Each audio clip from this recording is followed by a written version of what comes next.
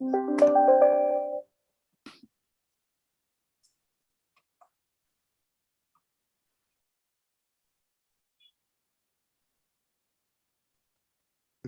I think it's live now. Thank you very much, Kate. Yeah.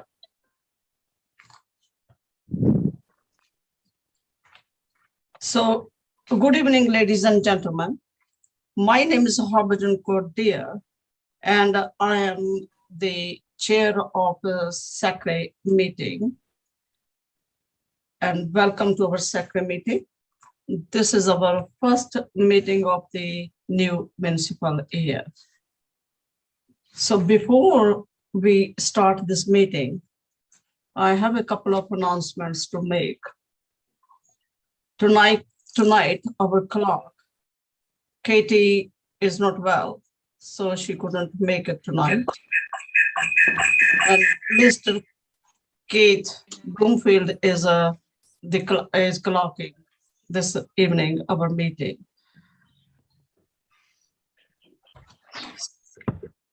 I am happy to announce that Katie shared with me that she will be on maternity leave soon, and will be back soon to our meetings. Secondly, Angela Doherty is retiring next month. It's online. It is sad, but retirement age has arrived. So I wish her very well. This is her last meeting. Angela, I would like to add a little bit more because I've known Angela since last year. I chaired the meeting last year as well.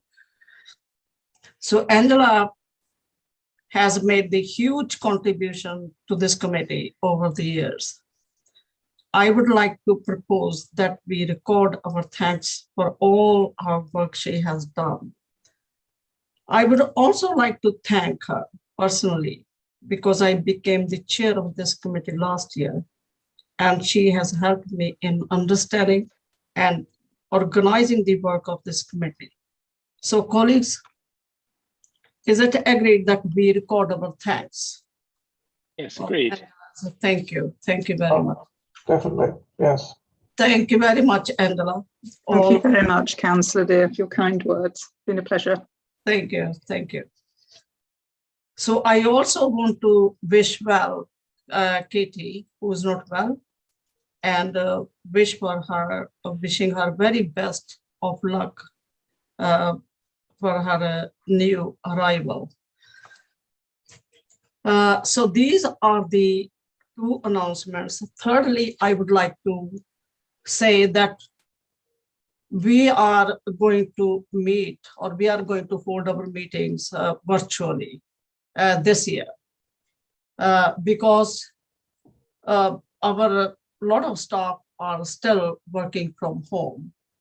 If there are changes in the near future, I will keep you informed. We might change our meetings in person or face-to-face meetings, but at the moment, we would continue meeting virtually.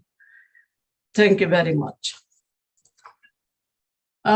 Let's start from our... Chair, can I raise one question, please? Yeah. Yes. Who is it? Sorry. Oh. I'm Tariq Mahmood. Yeah. Tariq Mahmood, yes. No, I'm sorry. I late 2 or 3 minutes, and when you were announcing, Chair, new arrival, I missed that bit. Katie Sullivan will be on maternity leave soon. All right. Okay. Our clerk, our committee clerk. Oh, Katie Sullivan. Okay. Good. Yeah. Thank you. Thank you. Right. Let's start the meeting. From apologies for absence. I haven't received any. Keith, is there anything you have found out? Yes. So there's Katie Sorry, I can't. Richardson, Brooke, I think. Mark Polson and Michelle Waters. And Mirella Timo will be arriving at 7:30, I believe. I'll confirm the other name in a minute. Sorry about this. Keith, it's Sue Larson. It's a centre apologies Has she? Okay. from the Church of England group. I didn't know that. Yeah, okay. Thank you. Can we please make a note here? And I'm in the meeting. You've said Michelle Waters for the apologies, but I'm in the meeting. Oh, okay. Thank you very much. It's because you declined the meeting invite, I think, at one point. But thank you for letting me know. Yeah. Thanks, Michelle. Yeah. Right. Any urgent matters? I haven't received any urgent, none that I know of. 3 is declaration of interest. Anyone to want to declare any declaration? I can't read. Sorry?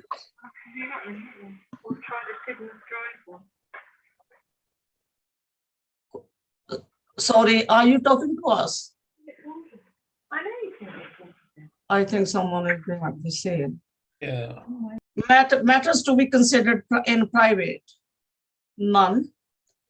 Minutes of the last meeting held on Tuesday, 25th of January, 2022. Any matters arising? Yeah, we collectively agreed on the minute. I'll check it.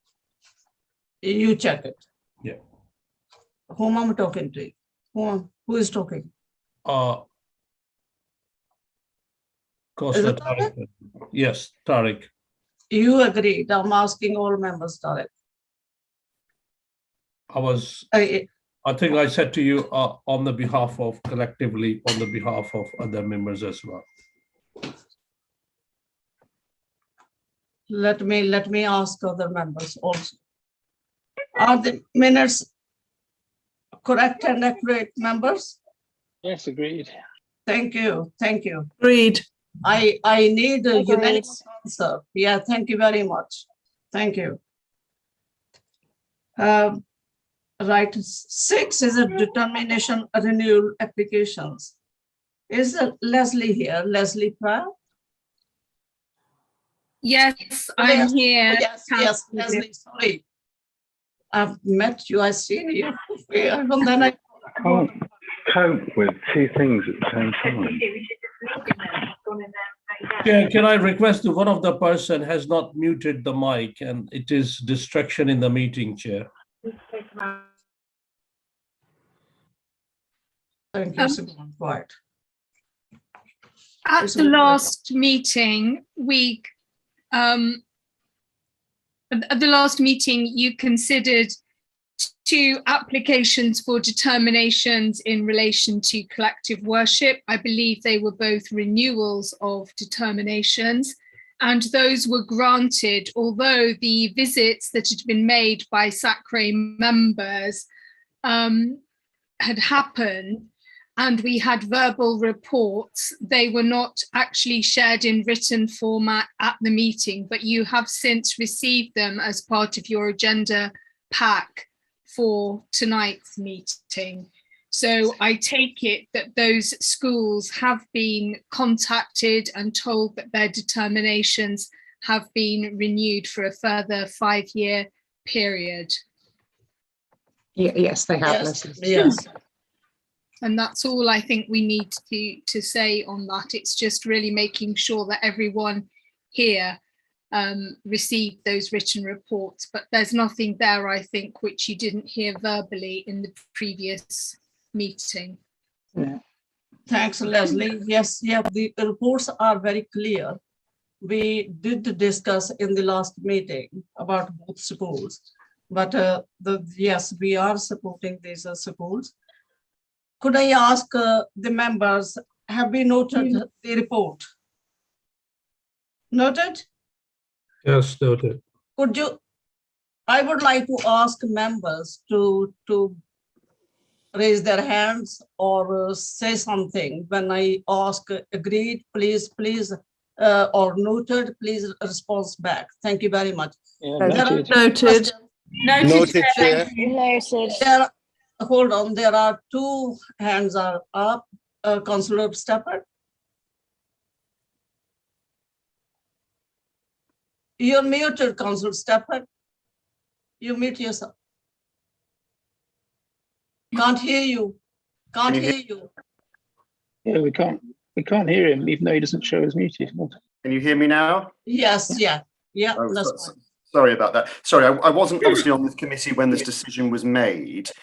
So I think for me, perhaps these things are obvious, but they're not obvious to me. But in both these reports, it wasn't clear to me what the rationale for granting the determination was. Obviously, we had a report on how they were going to comply or how they were going to conduct collective worship, given a determination in their favour. But I think it would have been helpful for me, and this may have come in the January meeting, and I just didn't see it because I wasn't on this committee. But in future reports, for me, it would have been helpful to understand why such determinations were being requested and how that determination fitted or otherwise, or how that request fitted or otherwise with Ealing's policy on granting or not granting a determination. So, for example, if it's because of a certain pupil proportion of a different faith or whatever. So just in future, that would be really helpful to me, Chairman. Thanks, Councillor Stafford. Leslie, do you want me to take another question? I was just going to respond, if I may, to what Councillor Stafford has said.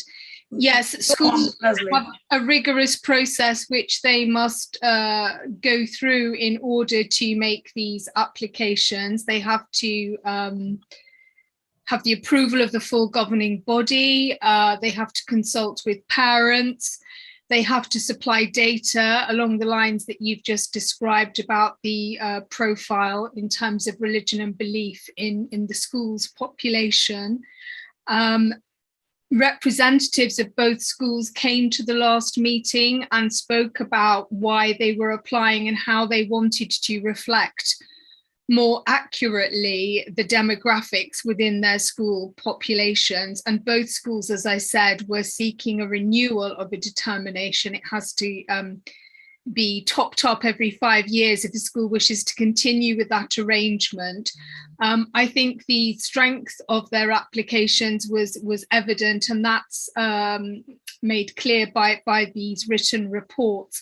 And one other key piece of information was that I think both schools, if I remember correctly, said that they had no families exercising their legal right to withdraw children from this activity, and therefore that's a very strong indication that what they're providing meets the needs of their pupils and their families.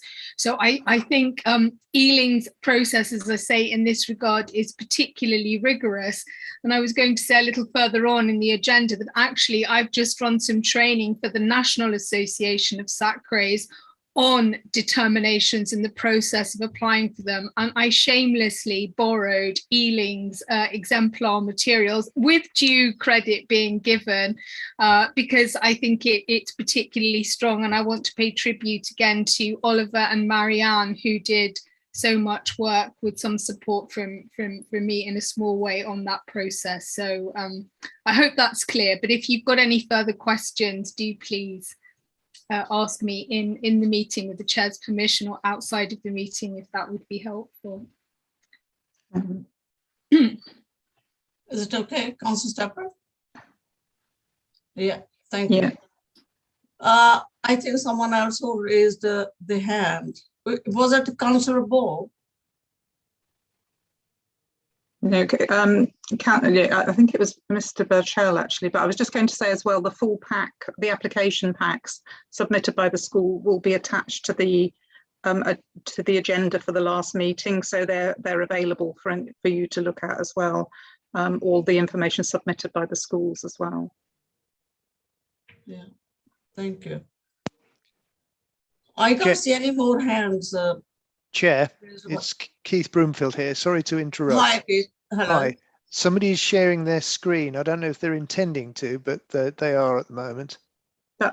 Oh, is it not my screen? It might be your screen. Yeah. It's the agenda. Yes. If you intend that to be the case, that's fine. I just wanted to make sure. No, it's fine because I then will bring up the documents as we go through the meeting. Yeah. Sorry to interrupt. That's okay. Members, is there any more question that you want to ask?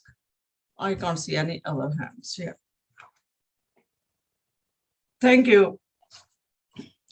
Is the report noted on determinations renewal applications? Yes. Thank you. Thank you. Number 7 is collective worship update. Okay, that's going to be that's me. Yeah. Angela, yes. So the first document is our regular update of the calendar for determinations. So you'll see the ones that were approved in the last meeting have been moved to the bottom 5 years down. And we have the determinations that will be submitted in the next academic year. So we have 2 for the autumn term. Those 2 schools have both been informed already, and they are they're in the process of putting those together. And then Villiers High School will be for next summer. So in the spring term meeting, there won't be any determination applications. It will just be in the autumn and the summer. And I suppose one of the points to go with this is to again ask members if they would be willing to carry out the visits to schools for collective worship determinations, and that might be something some of the new members might wish to do, and perhaps in partnership with one of the more experienced members. So I think if you would like to do that, if you could let the clerk know, or the chair, or myself know, and we can add you to the list, because we would normally contact members to ask nearer to the time if you're able to visit the school and complete the report. So that's the first item, if anybody has any questions about that. Okay. No, can't see any.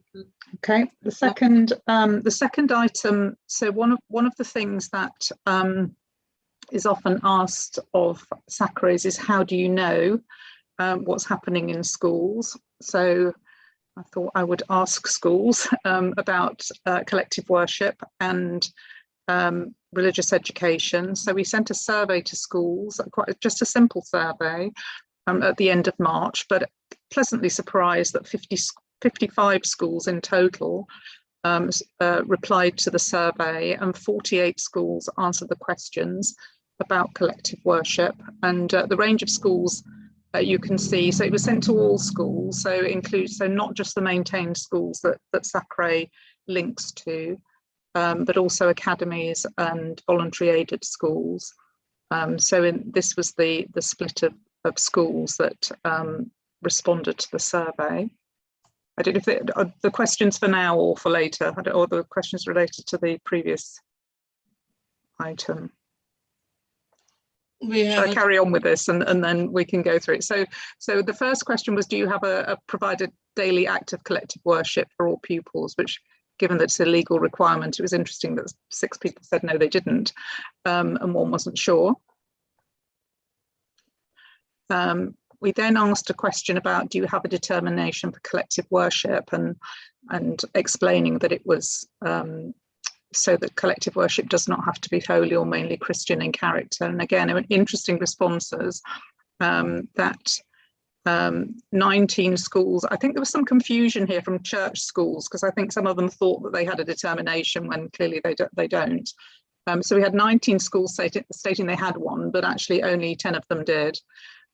17 schools stated no, and 1 of them did have a determination, and 12 stated they weren't sure, and 2 have determinations. Now, some of that is to do with new head teachers, and it can be quite an obscure part of the running of the school that might not be your top priority, but it did indicate that perhaps clearer information needs to be given to schools. We asked, would schools like to find out more about determination? So we said 11 of them said that they would, so that's something to follow up. And then there were various small comments from some of the schools. So often the church schools saying that they had mainly Christian collective worship. So the follow-up actions I kind of pulled out of this was to send out the collective worship and determination guidance in our gatekeeping communications with schools again. I mean, we sent it before, but I think there's no harm in alerting people to that, and also perhaps putting it in the director's report for governors as well, so that governors are aware of the information. To follow up specifically with the schools that have requested further information. And I thought, and actually in the light of Leslie's session that she's just run, maybe that would be a good thing to run it for Ealing schools, to provide a session for schools to share good practice on collective worship and how to apply for a determination. Because I think it seems from the information in the report that there is a demand for more information and a lack of understanding from certain areas. So that's the end of that short report. Thanks, Angela. We have 2 hands up. Councillor Ball.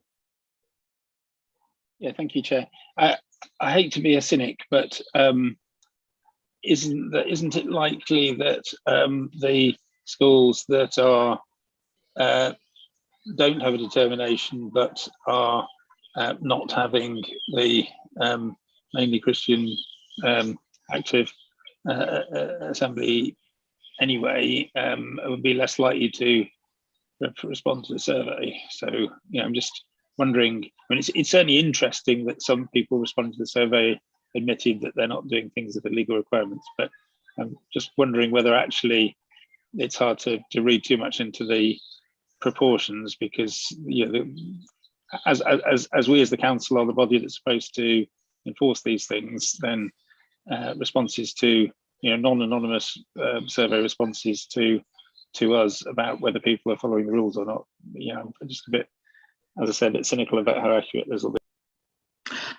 I think there was a good enough response to give a reasonable picture of what's happening, and I think from the comments and from the responses, I think it shows there's a bit of confusion actually more than anything, and perhaps just a lack of understanding from certain heads if it's not something that they've had direct experience with. I think that could be the case.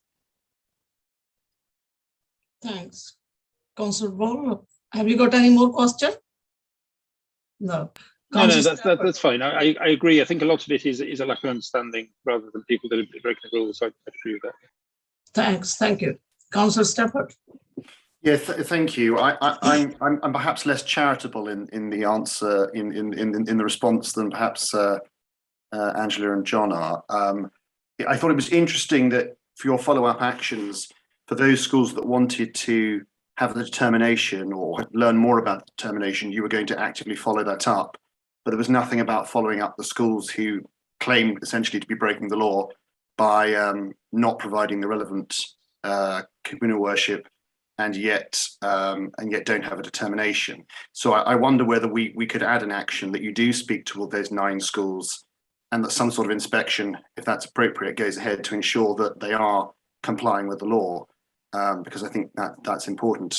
And also, given that, as you say, it's not necessarily a representative sample, but we can infer some stuff from it.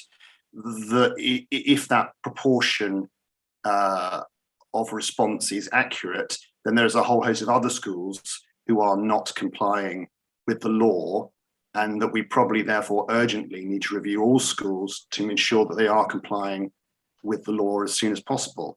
And I think that probably, for me, is the priority over, if we're going to spend time doing stuff, ensuring that people are complying with the law is a priority over giving more information to schools that are looking for a determination in the first instance.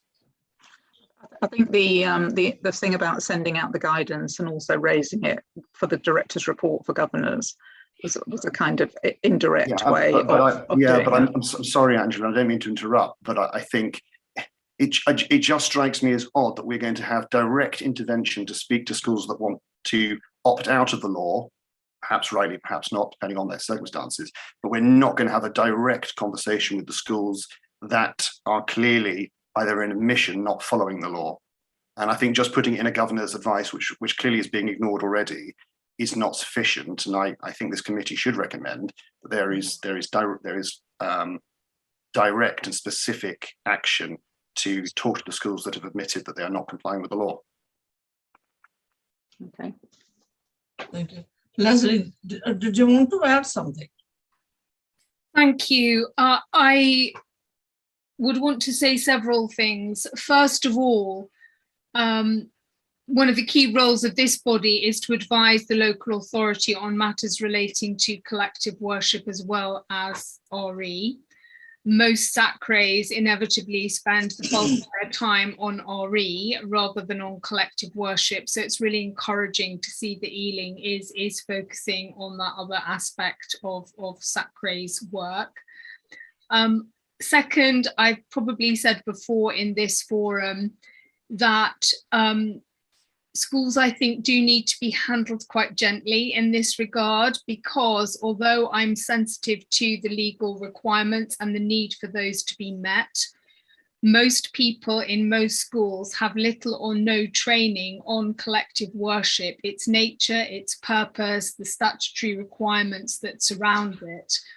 And that is why I think, Angela, your suggestion of running some training for schools might be a good one. I would also suggest that it might be helpful for Sacre to put something in the school's bulletin, reminding them of what the legal requirements are and perhaps pointing to this training.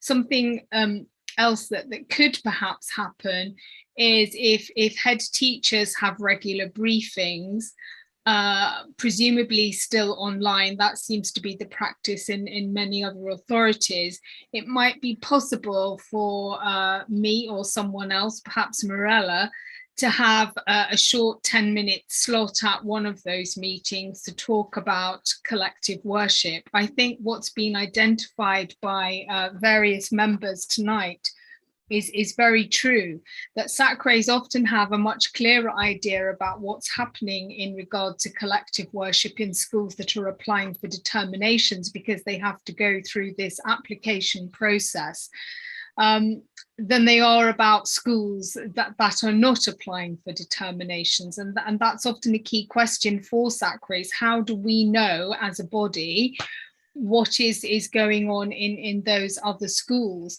Sacres, of course, do not have a right to inspect schools. They can only go in and support and advise. But I don't think there's anything wrong in any Sacre reminding schools of what the legal parameters are. But I think particularly in regard to collective worship, we have to acknowledge that through no fault of their own, they're starting quite often from a position of having very little knowledge or understanding of this. And that's where Ealing's support materials, the guidance on reflection, which has recently been renewed, could be added in to these messages that are going out to schools. And some authorities, do run training. Some in the past have certainly even had a termly meeting for people with responsibility for collective worship in primary schools, for example, although of course the law applies equally to secondary and special schools as far as is practicable in the latter case. So those are just some suggestions of ways in which Sacre might get the message out. So partly stick, but also some carrot there, I think, to encourage people to follow the legal requirements and to develop some really good practice. Thank you, Leslie. Councillor Stafford, do you want to add anything else? Only one question, and this is going to sound really rude, and I don't mean it to. It's just because I just don't know, and I'm new on this committee. Leslie, what is your position? Just so I understand what you're doing. I'm really sorry, but I just don't know who. I'm new, so I'm not really sure. Sorry, that's a really silly question, but.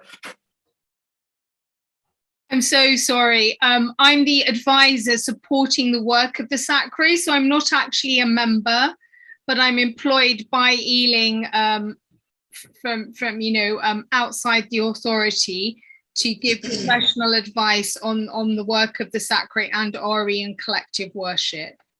And I do this role in a range of other local authorities, 10 others in all around London.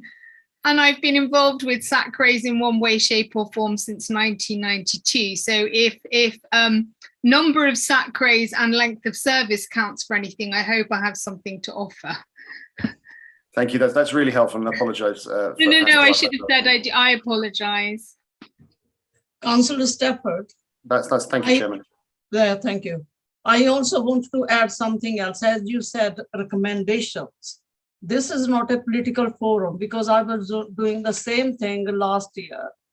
The Councillor Millikan advised me, if you don't need to go through recommendations the way we are dealing reports, political forums in the council. You just need to note the report or to add something else in the report if you have any other views. Is it clear? What you've said is clear. It's not my understanding of what our responsibilities are, but we can have that discussion another time. Yeah, that's fine. Thank you. Councillor Miriam Rice. Thank you, Chair. I think I may just be a little bit less charitable myself on this one, because the one thing that when looking at the report and just looking at the number of people who don't really understand by the looks of things that they do have these responsibilities, it does just make me wonder, well, what else might they be neglecting? Is there a lot? Could there be other areas that are being neglected? Because this does seem quite fundamental and it's quite basic. So just, I mean, you're not looking for recommendations. It does make me wonder, as a school governor, I'm not necessarily aware of what the legal obligations are in when it comes to collective worship, when it comes to other areas. So I just would hope that maybe there's more that could be done to actually educate school governors, so that we are in a position to maybe come forth at our school governor meetings and ask the head teacher about what is going on when it comes down to different areas where there are responsibilities that fall upon schools. Thank you. Yeah, I think it's definitely something we can add into the governor training programme as well, or the briefing, or invite governors and head teachers to the briefing. So that's definitely a possibility. Thank you. Thank you very much. Thank you very much. Yeah. So Angela. Oliver has his hand up, Councillor. Oh, yes. Yeah. Mr. Murphy, yes. Please go ahead. Thank you. Councillor Miriam Rice, your hand is still up. Apologies, yeah. Thanks, Oliver. Thank you. I'll continue nonetheless. Just like to add to really what Leslie said, perhaps for the benefit of Councillor Stafford, that my experience in this field is that there is an incredible amount of confusion, even from people whom you think know what they're talking about when they talk about collective worship, and they still aren't terribly sure. So the answers may not actually reflect the reality of what's going on in schools. It may be more to do with a misunderstanding of what they're actually talking about. But your point about following up on schools who are seemingly self-confessed culprits is fine. I mean, I think all schools should be contacted with in an effort to clarify and to offer assistance, really. But this, I think, our resources are fairly limited.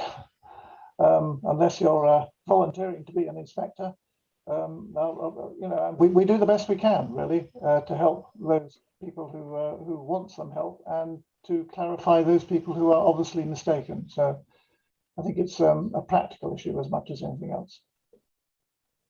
Thanks, Oliver. Thank you. Lakshman? Oh, hi. Yeah, I just wanted to add that if there may be a few examples from around the country where schools have fallen foul of this law and been taken, got into trouble from parents or whoever has noticed. So perhaps it's maybe a little appear to be heavy-handed, but in the reminders and bulletins we send them, we could gently add one of those few examples as to what the consequences might be if they don't do something about it. Just maybe not, but just a thought. I don't know if Leslie has any examples, but it's probably very rarely, even with Ofsted or anyone who actually inspects schools, very rarely looked into. As I said, my experience comes from working with 11 Sacres, of which this is one across London. I'm also on the National Association of Sacres, so that gives me, as I sit on the executive committee there, potentially an overview nationally, and I cannot think of any examples such as you're suggesting, Lakshman. That doesn't mean they haven't happened, but I haven't heard of any. I think the reality is that even many Ofsted inspectors don't really understand this potentially, or it's not a key area of priority for them. So I don't think it's the focus that it was quite some years ago in Ofsted inspections, for example, when inspectors would often look at collective worship to find evidence for what the school was doing to meet its legal obligation to promote the spiritual, moral, social and cultural development of learners. Now, of course, that's not limited only to collective worship, but that was one location, if you like, in the life of the school where inspectors did look for evidence to that effect. So I think, yeah, we seem to have come perhaps to some kind of conclusion that we want to offer schools, you want to offer schools as a Sacre more support in this area, including reminding them or informing them, if they didn't know already, of what the legal parameters are. And perhaps, advising the local authority that this is something that this committee has identified as an area of concern, and this is what the committee is proposing to do to try and address it. But as I've said, it's not the role of a Sacre to police, if you like, if that's not too strong a word, collective worship in schools, but to try and encourage schools to do better in that area. And as I say, Ealing has recently reviewed its guidance to schools, so that's something to just put out there and encourage schools to look at it, I think. Okay, so if we can go on to the next item is actually the self-evaluation on collective worship. So it's kind of linked into this. And Oliver and Marianne did contribute to this document. So this was part, if you remember at the last meeting, and dotted throughout the agenda today are, this is the Sacre self-evaluation. So we sort of thought we would have a look at it as a Sacre. I think probably this part of it was the one with probably the only section that had contributions from members, actually, apart from the RE one slightly. But so I've kind of put it in bold where we think we are in terms of understanding the local issues, advising some, providing advice, seeking to ensure that schools have access to and advice on appropriate resources. So we do that. And obtain feedback from schools to evaluate the impact of advice and support is the survey that we've just done here. And this was filled in. So I'll just flick through this, and then maybe Oliver and Marianne might want to say something about the information. So the first one was about supporting pupil entitlement. The second one was about the quality. And again, we have provided some very good guidance, I think, for schools, and the Sacre members have given advice. And then responding to requests for determinations. And I think that one was given an advanced, and I think this one the members self-evaluated as advanced, because I think we do that part particularly well. So I don't know if Oliver or Marianne would like to say anything about this self-evaluation, or if any other members have any questions.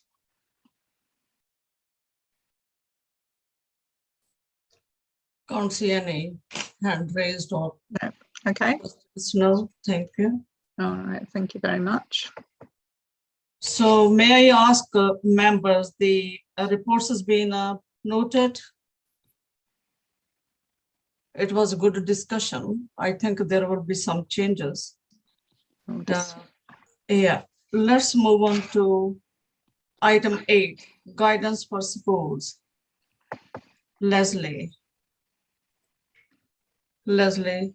Thank you, Councillor.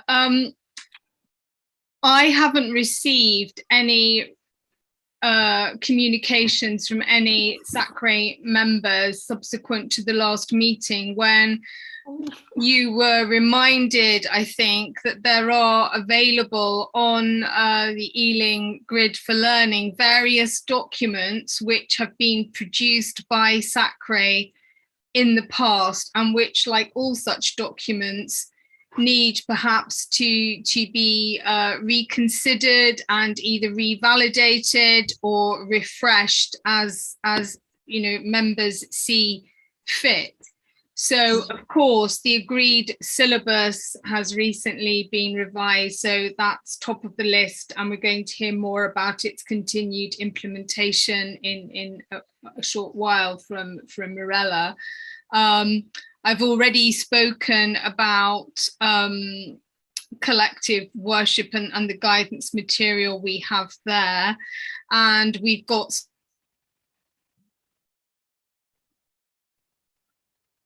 can I just draw people's attention once again to some of the other materials, particularly materials which deal with aspects of different religions and worldviews. So you can see on the screen, I hope, a box which says RE guidance for schools, which is religious issues affecting school life. Now, strictly speaking, this sits outside the remit of a Sacre, but in practice, many Sacres are asked to give advice on behalf of the local authority to schools dealing with issues where there are connections between religion and belief and the life of the school. So you can see there's a list there of certain topics, for example, absence for pupils and presumably staff too on grounds of religious observance, and various other things. There's also information about different religious festivals which schools might find helpful, and some useful links for websites and other resources that have some kind of proven pedigree, which is really important. Ofsted is emphasising strongly at the moment the need for schools to be able to be certain that the information that they are sharing with pupils, the facts that they are teaching, are based on material that they have got from proven academic sources, so that there's a real pedigree to what's being used. So I think we would just encourage members to have a look at all of these materials. You know, if you're a member of a Sacre, you might be here representing a particular religious group, you might be here as a teacher, you might be here as a representative of the council, but you are all here to make sure that pupils have better RE. So while you might want to focus on, you know, if you're a faith representative, some of the things that look more specifically religious, that's fine. But I would encourage you to look at everything, actually. And if there's anything you want to feed back to me in connection with any of those things, I'm happy to look at them and work with you on amending them, and then bringing a revised draft for consideration at a future meeting. So just to be aware, everyone, that the Sacre over the years has produced quite a lot of material for schools, but I think the time has come to just look again at some of those things to make sure they remain fit for purpose. Thanks, Leslie. Yeah, there is quite a lot of material to read and understand. I think it's good if members can give you feedback in writing not verbally, I think. Yes. Yes, yeah.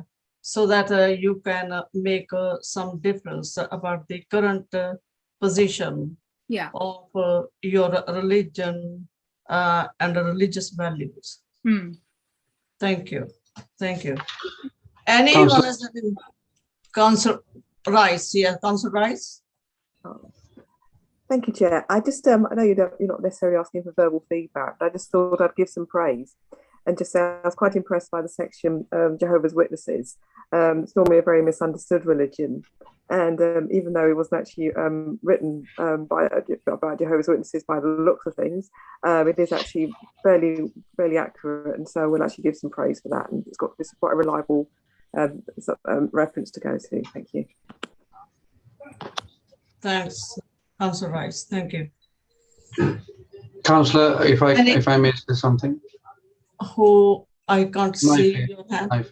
Now from Discover Islam. Yes, yes, yes. Sir. Thank you. Thank you very much. Ms. Leslie, if there is anything that I can go through related to Islam, then feel free to send me the details or where to access it. I will go through it, and from that side, I will cover everything.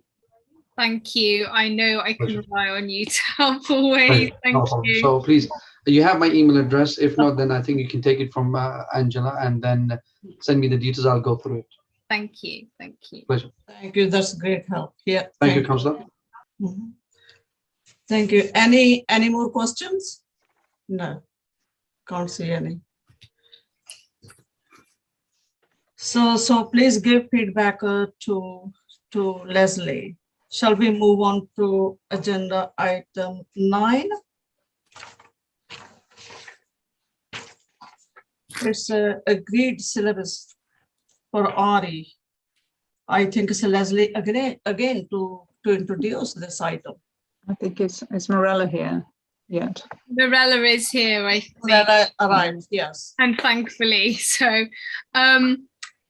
but for those of you who are recently appointed to the Sacre or are new members, one of the key duties of the committee is to produce on behalf of the local authority a syllabus for religious education in accordance with the law, which is used in schools maintained by the local authority that are known as community schools. In other words, they do not have any kind of religious affiliation or designation.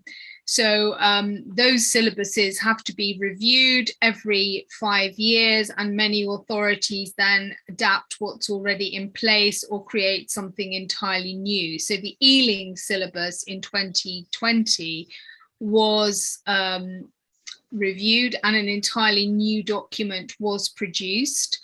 And I have to say it is very well received, not only in Ealing, but also in some other authorities where people have found it online and in particular have made use of the schemes of learning that the syllabus contains. They find those really helpful.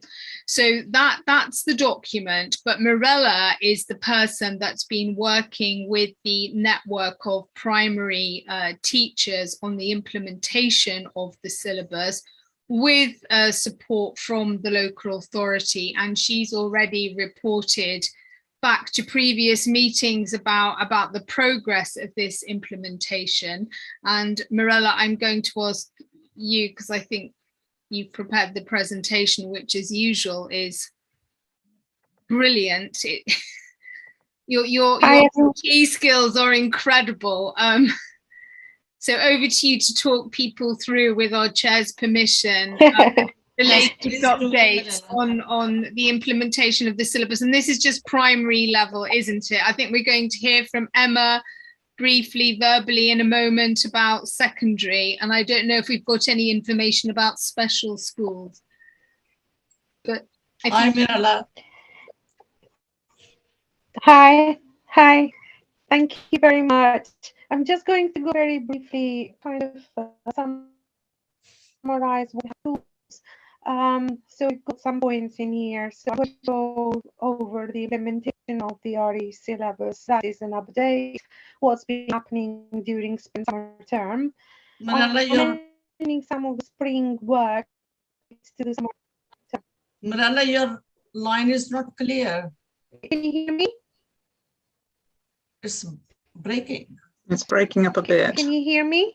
That's better. Yeah, better. It's breaking. Sorry. So basically, next slide, Angela, please. Is that come through, this next slide? Yeah. Yes, yes. So basically,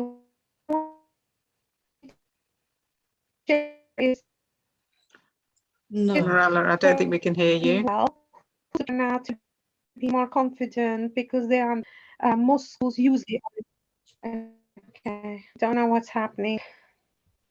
I'm sorry, your voice is being. Can you hear me now? Not clearly, Mirella. Can you hear me now? That's better. Yes, better now. Okay, I don't know what to do. Okay. Okay. Most schools use RE today. Schemes work as basic time for use in our syllabus. Pupils from new curriculum because schools are that doesn't help us, Mirella. It's still topics. And Mirella, sorry, I don't think we can hear this, can we? Schools are actually doing a sterling job in implementing the new curriculum. Angela, can you do it for me, please? Yeah, I think shall I just go through it quickly because I don't know what's happened with Mirella's sound. Yes, yes, please. Yeah, okay. So I think you might have got a little bit of that this is with the primary schools. So we've got some positive understanding of the syllabus because it's completely new when it was put through. We're working with an organisation called RE today, and Mirella's done some excellent training sessions and has another one tomorrow. And so we have positive take up really of the syllabus, and they are implementing it very well. One of the areas that's come up is assessment, and I think that's going to be the subject of the next training session.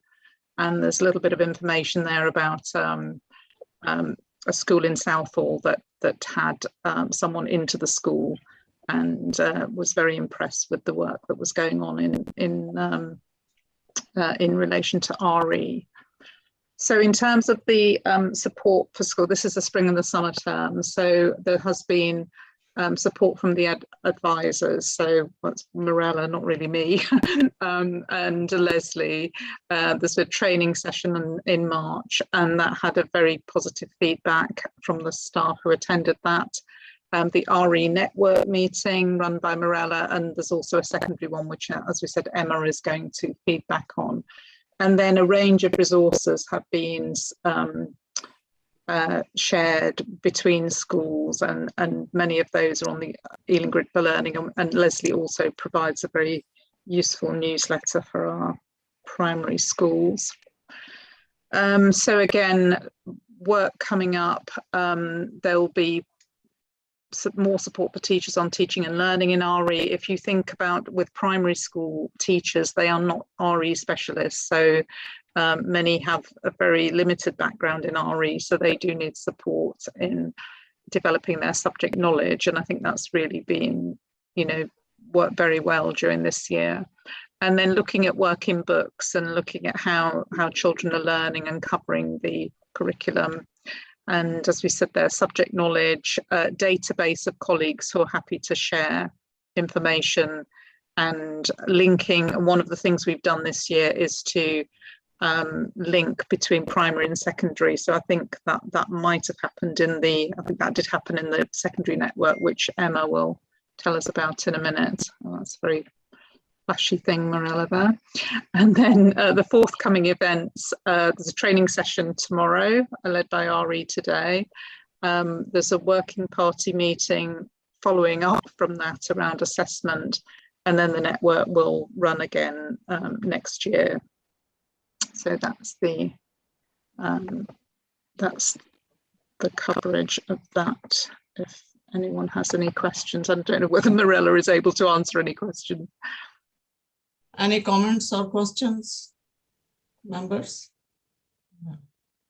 No, can't see any. So is the progress of this report been noted? Okay. And there's another, the kind of content of that presentation is also included there in that report in your pack. Yeah. We then had, oh, sorry, does Emma want to do her feedback now? That's probably the best thing. Hi, I can talk through some feedback. So we had the Emma is back. Hi, can you hear me? Yeah. Hi, Emma. Yes, yeah, please do. So Marilla came to our secondary meeting. So that was kind of our aim for this week last week was to get the primary and secondary networks coordinating a bit. So I've spoken to the primary network. She spoke to the secondary network. And I think really the conclusion of that is that Marilla is going to try to put some people in touch. So for example, feeder primary schools, put them in touch with the secondary schools where the students often end up going, just so they can compare what RE is actually covered at primary compared to secondary, and also avoid repeating content at all. And the other thing we talked about was maybe doing some kind of shared network meeting where primary teachers can speak to secondary teachers and learn from each other, hopefully.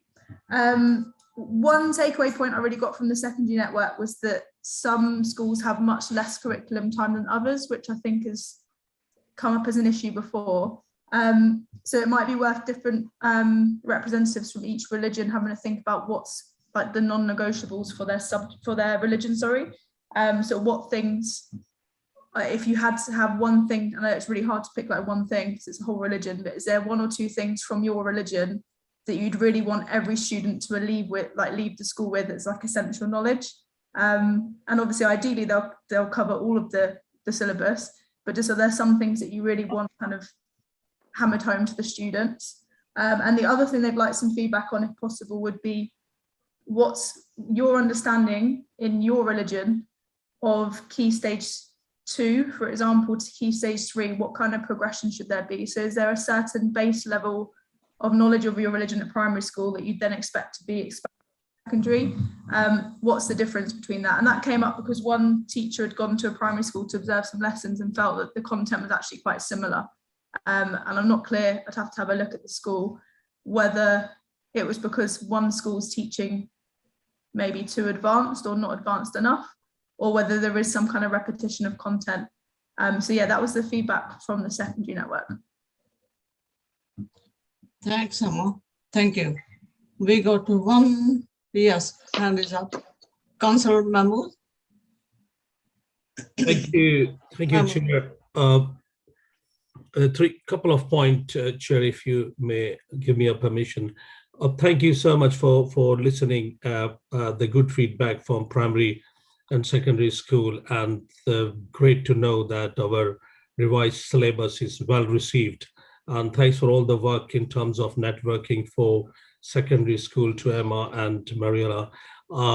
Chair, I must say that I will take this opportunity to say one more time, so can't say thanks enough, all the religious organization and all the Sacre member and non-religious members who are working together 1.5 years to get this piece of work done, which is very nice to hear that it's well received not only in Ealing but outside of Ealing as well. So we worked very hard in terms of our revised syllabus, and it's a very good feedback.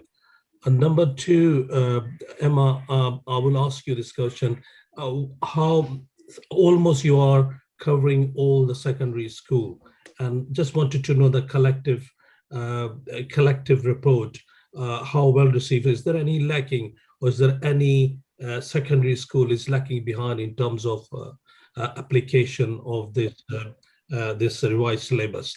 That's the one thing. Second, Chair, can I just suggest to you, through you to Angela and Leslie, by leading the Sacre for 8 years and by listening to the members' contribution today, I realized that there is a much clarification needed, especially for new members, in terms of role of Sacre committee.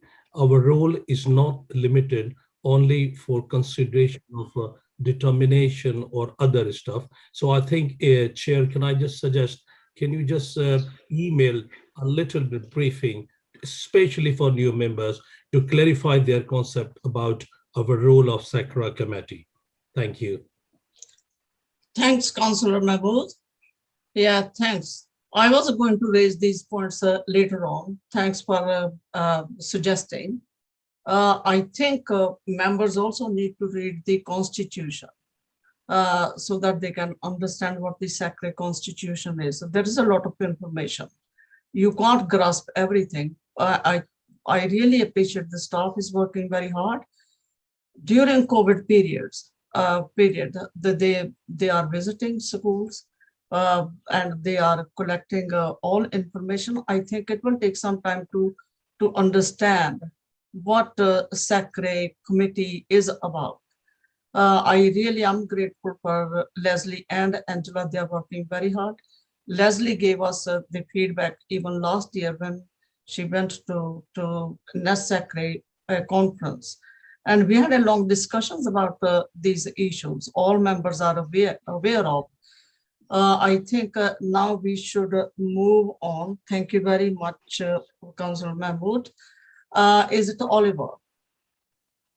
Okay, just very quickly, I just wanted to second Tariq's comments about saying thank you to Mirella, Emma, and to Leslie, because I think they put an incredible amount of work in. It's just nice to know, since we managed to get that syllabus eventually over the line, that it is actually has landed and is being eased into place. So thank you very much for all the incredible work you three have been doing.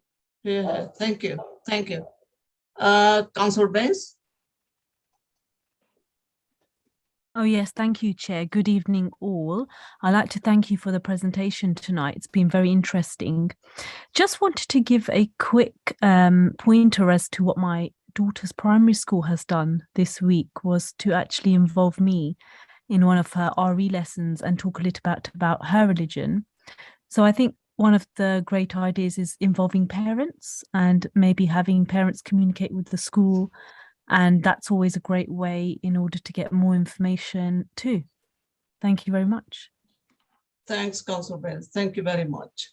It was great input, and involving parents, I think it's a vital input from schools. Children learn quite a lot from each other, also about each other's religions. Thank you very much. Thank you very much. So is there any other comments or suggestions about agreed syllabus? Chair, can I just also say at this point Yes. that Emma has stepped down from leading the secondary network. She's been doing it for a number of years, and we've appointed a replacement. But just to record again our thanks to Emma for her work, and she may well be. Don't know whether you're going to continue on Sacre or to stand down from that, but she's been really fantastic in keeping all the schools together across, the academies, maintained schools, faith schools have all been involved in that secondary network. So it's been very successful. So thank you very much, Angela. Thank you very much, Emma. Thank you both. Thank you. Thanks for your great help and support and working very hard. Do we know who will be? Yes, so it's a lady, and I haven't got her second name here, but her name is Iram, and she's a teacher at Villiers High School. So she will be taking over, and she may well become a member of Sacre too. So she's at Villiers School. She's a teacher. Yes. Right. Thank you. Thanks, Angela. Thank you. Noted.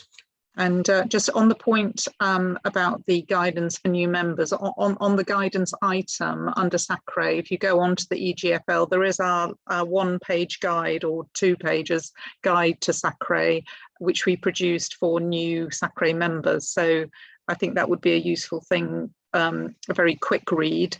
And then the Constitution, as you said, is also there on the e-learning grid for learning as well. Yeah.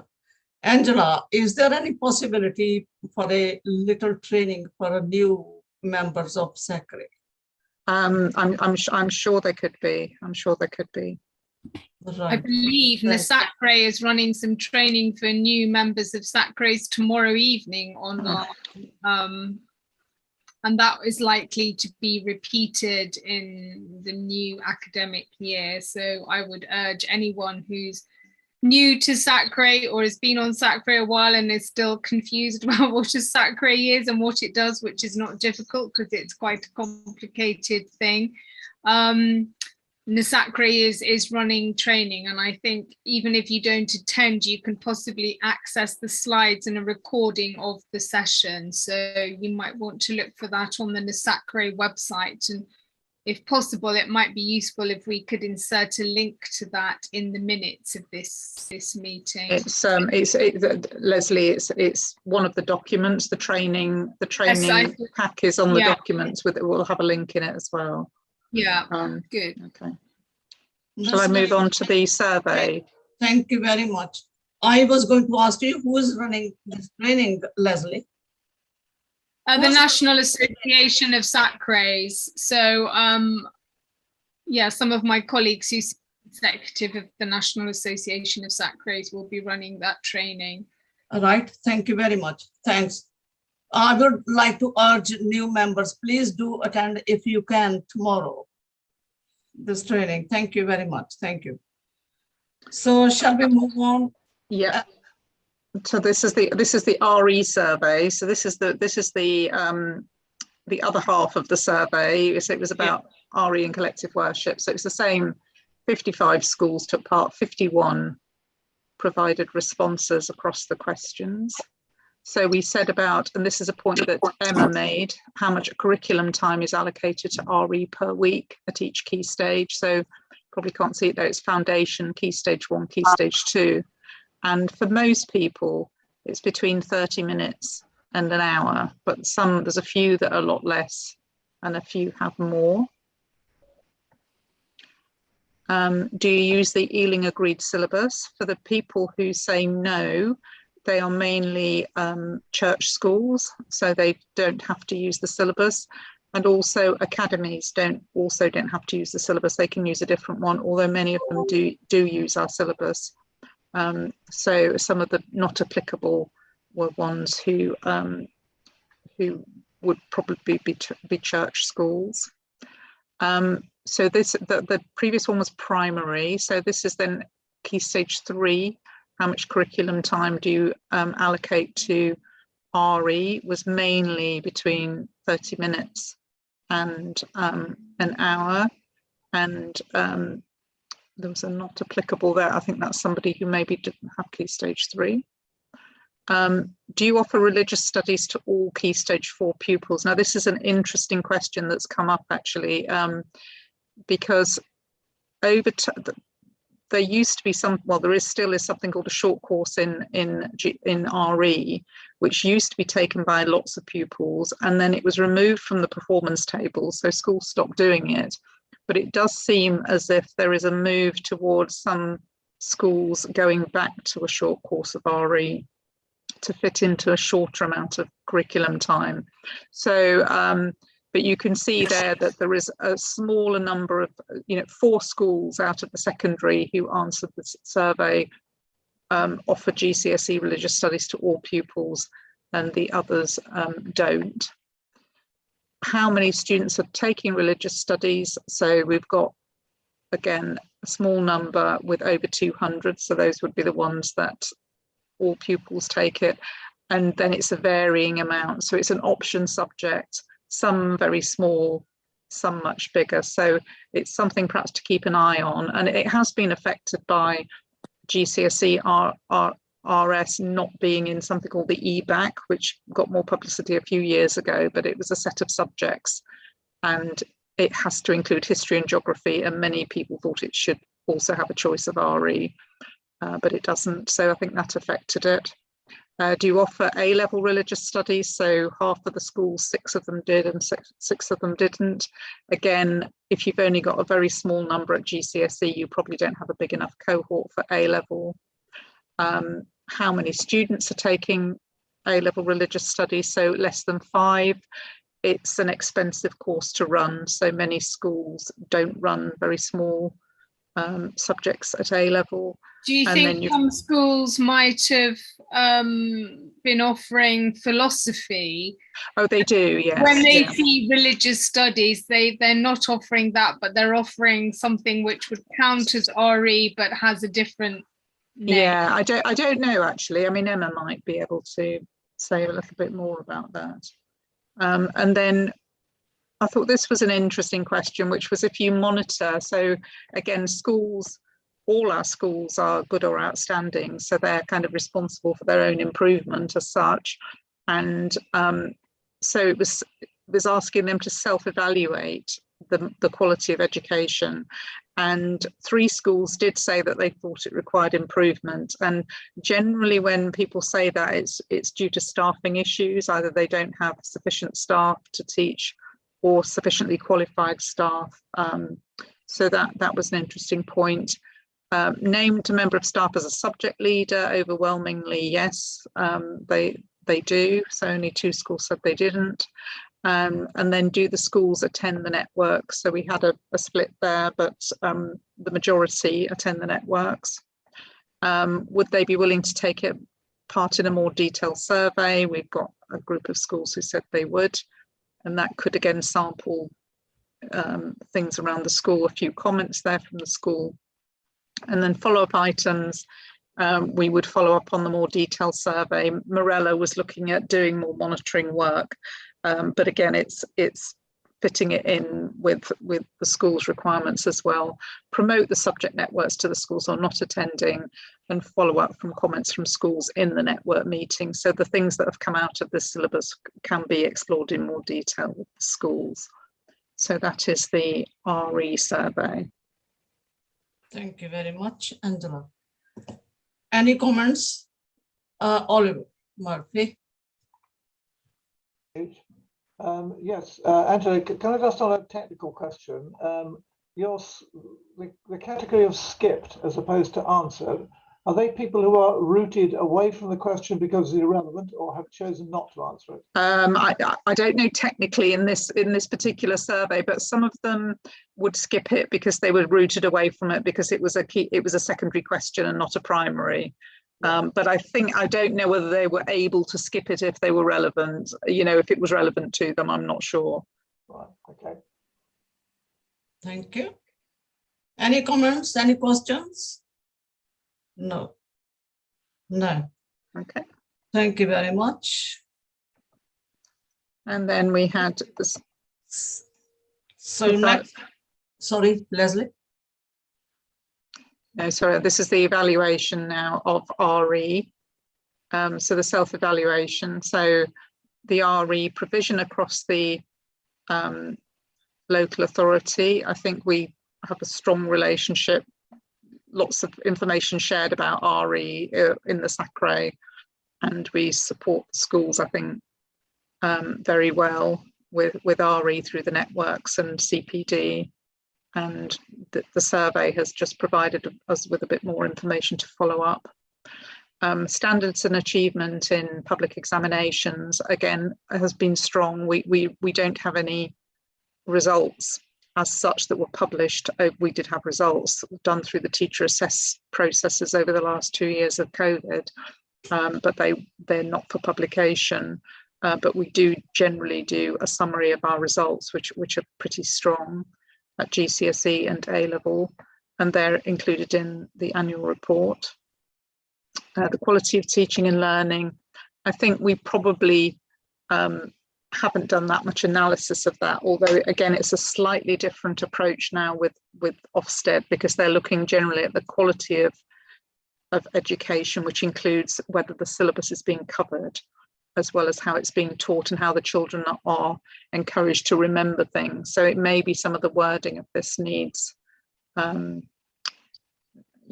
developing, but I think there is a lot of information shared within the network, but we're not really analysing it in a kind of technical way. Communication and interaction with leadership and management of RE. I think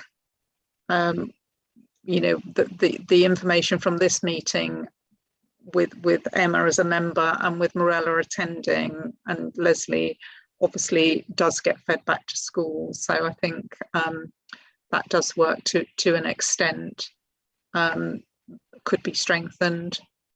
And then relationships with academies and other non-LA maintained schools. I mean, I've put here the academies in Ealing are part of the Ealing Learning Partnership, and most of them participate in the primary and secondary RE networks, but we haven't as such made links with have an academy representation or co-opted members or that kind of thing. So I think that's really what that relates to. So that's generally about RE. And then the agreed syllabus, I think we did have a very thorough process of monitoring, of reviewing the syllabus.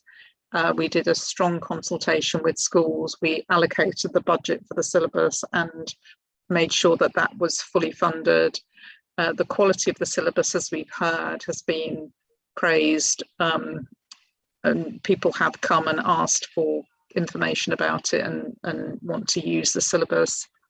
And we launched our syllabus during COVID, so it was very difficult to do anything really like a big launch or anything like that. But I think we've had a lot of promotion of the syllabus, and I think Mirella has done a sterling job in that respect.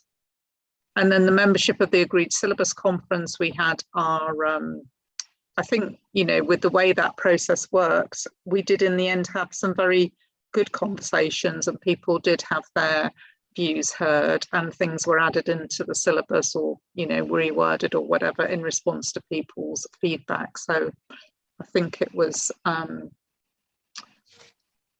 think that was done well.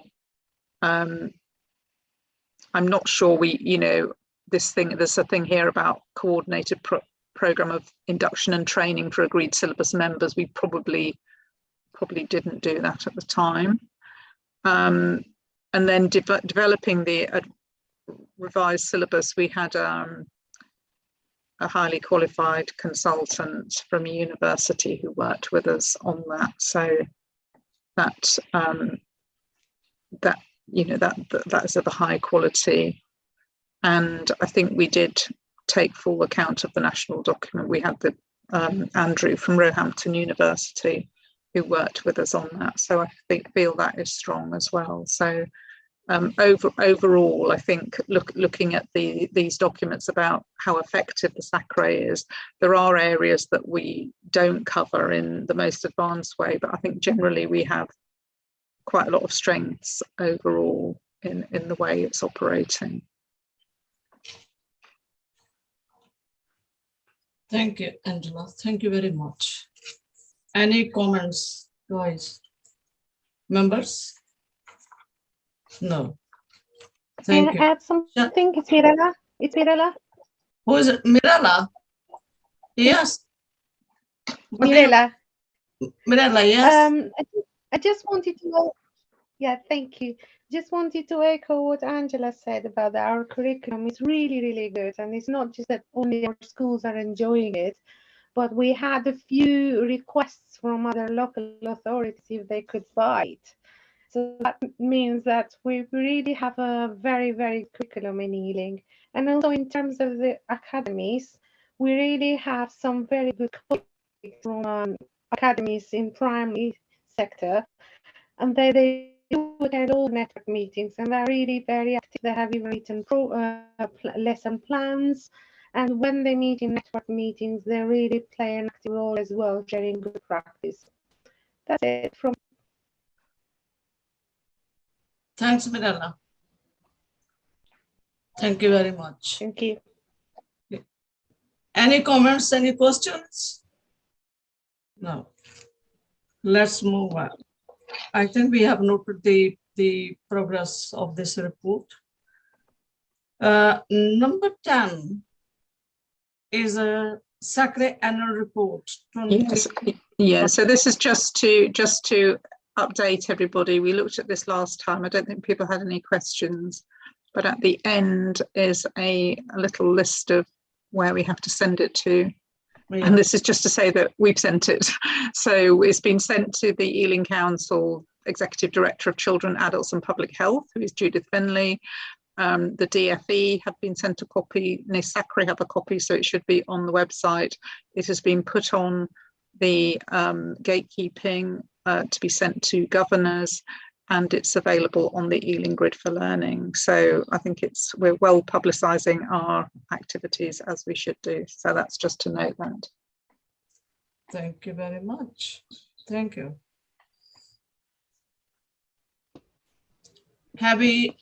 Are we agreed to note this amended version of this annual report? It's not amended. It was agreed at the last meeting. It's just to say that it's been circulated. It was agreed, but the report, it was amended, I think, where you have put our photographs, Councillor. Oh no, they were there last time, I think. It was different, I think, last time. Oh, okay. Yeah, that was amended. Very different. That was amended version. Yes. Yeah. Yeah. Thank you very much. I think it's been agreed and noted. Thank you. Number 11 is membership update. Membership update. We got new councillors. It's a group D. I think all groups, A to C and plus D, they need to understand how do we really to become members of Sacre. The councillors are under group D. A to C are teachers. I have got it now. Well, tell me, Angela. I'll come to that in a minute. I think we need to do the chair, the vice chair. If you can, yes, give us detailed information so that the new councillors and new members can understand. Do you want to look at the membership list and then do the election of the vice chair? Yeah. Have we received any nominations? No. Right. Can we ask members? We are actually need to appoint or select the vice chair who can deputize me as chair. We haven't received any nominations as yet, but if you can recommend or suggest someone's name or propose someone's name and needs to be seconded. Chair, can I just clarify one thing? It would be from Group D, which is apart from local councillors, yeah? No. It doesn't actually say in the Constitution it can't be a councillor. It isn't normally, but it doesn't say it couldn't be. Thank you. Thanks, Angela. Do we need to decide in this meeting, or can we recommend later on as well? I think it was clearly stated in the report that we can appoint someone tonight.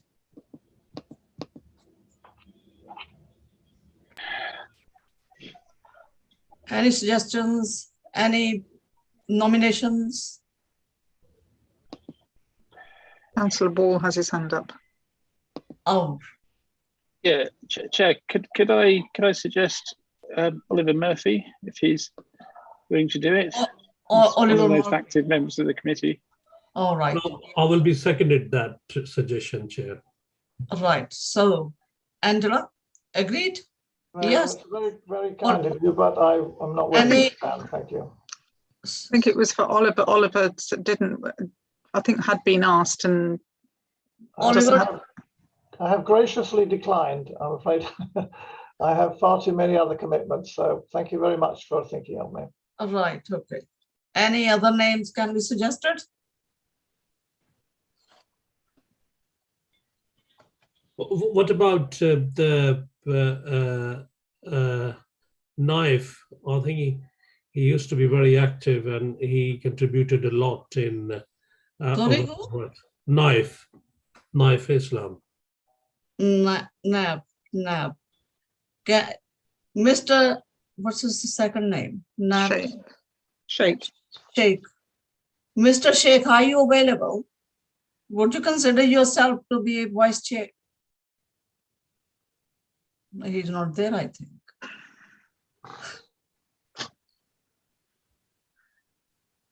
I mean, Chair, with your permission, it seems odd that we're nominating people who are on this call who can Oh, speak yeah. for themselves. Shall we Wouldn't it be a lot better to try and approach the people who aren't here, because they're the Yeah. ones who might put themselves forward? Can I suggest that we could take away this message and we could recommend, we could talk each other and see the intention, and we could nominate in the next meeting. Marion, if Marion will agree, nothing like that. She's been Sacre member for many, many years, and I would suggest if Marion, if you would come forward, that will be really great. May I speak, Chair?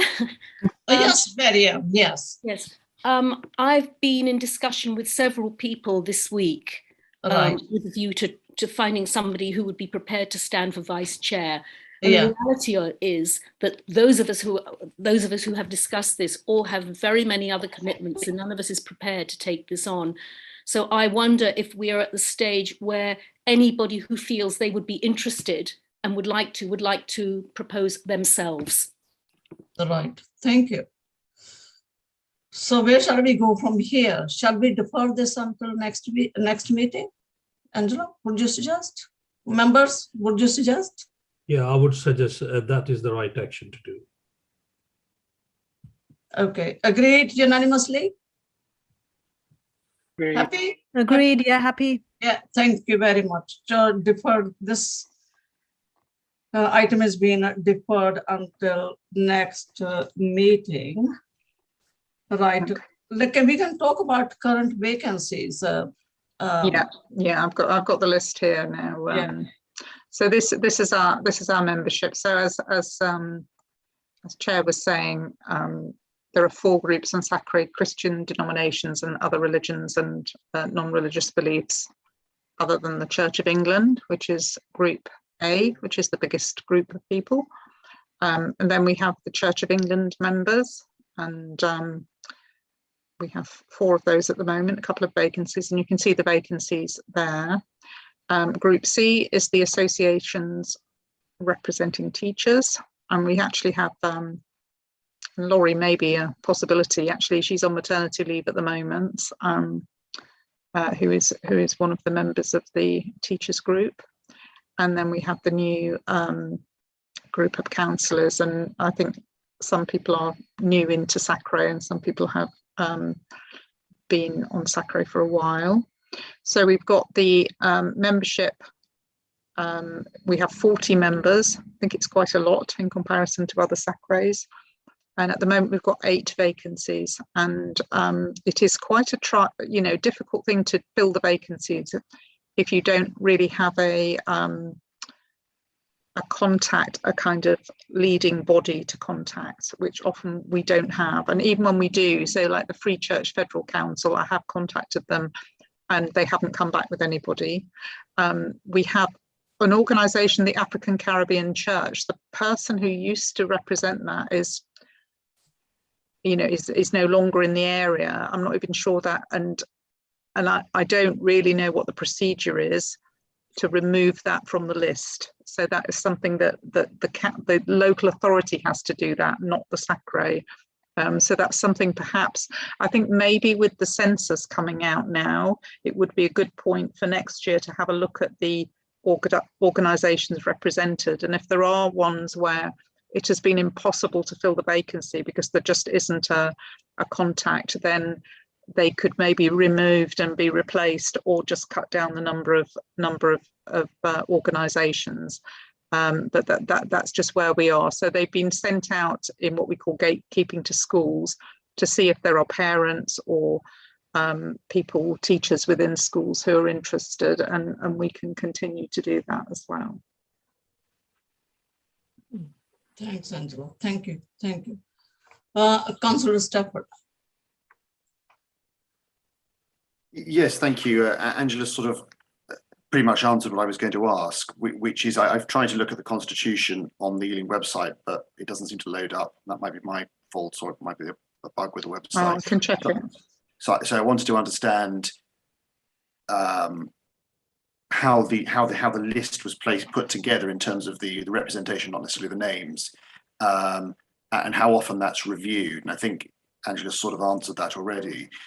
I know we don't instruct chairman as to what we do, but we are here to advise the authority, and I wonder whether we should advise the authority, the local authority, that they do need to review the list of nominations, because if you say there are, you know, it seems some of the religions on here, in terms of their makeup and the number of representatives they get, obviously I accept the Church of England gets what they get.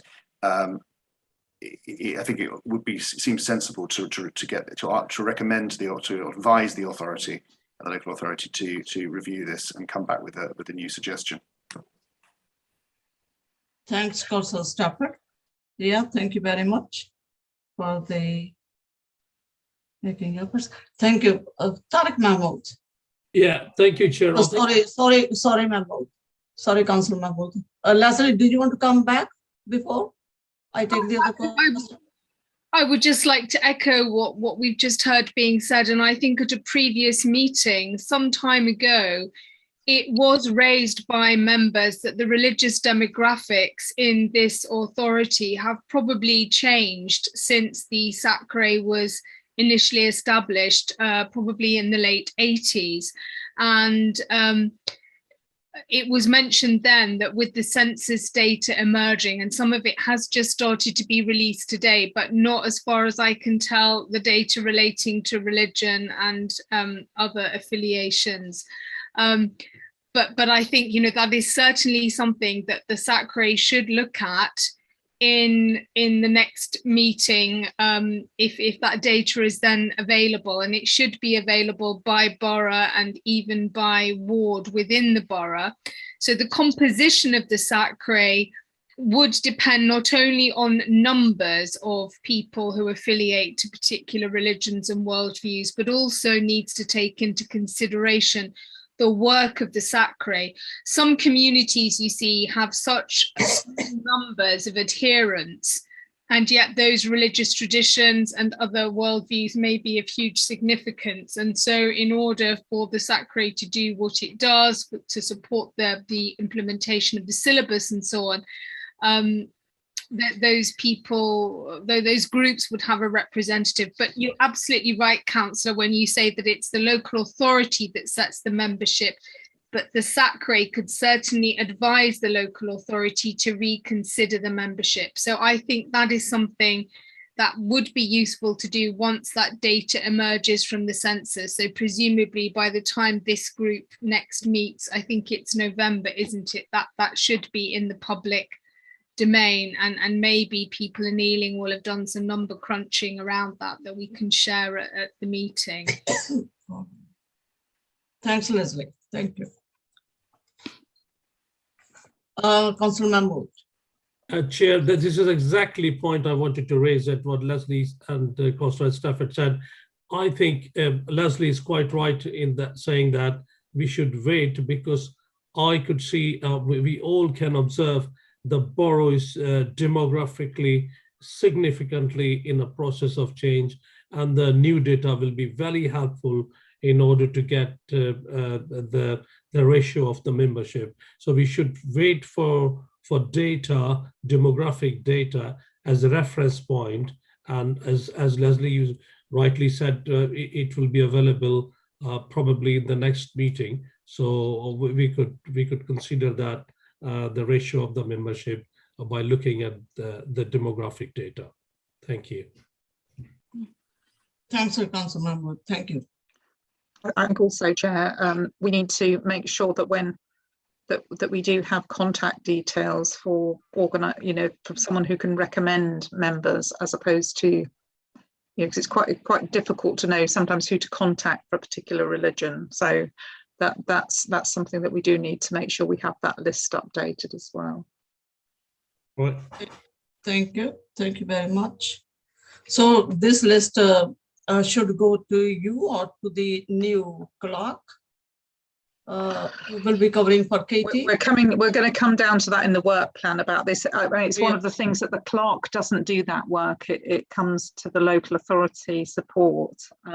So that's where there is a kind of a division of duties, shall we say.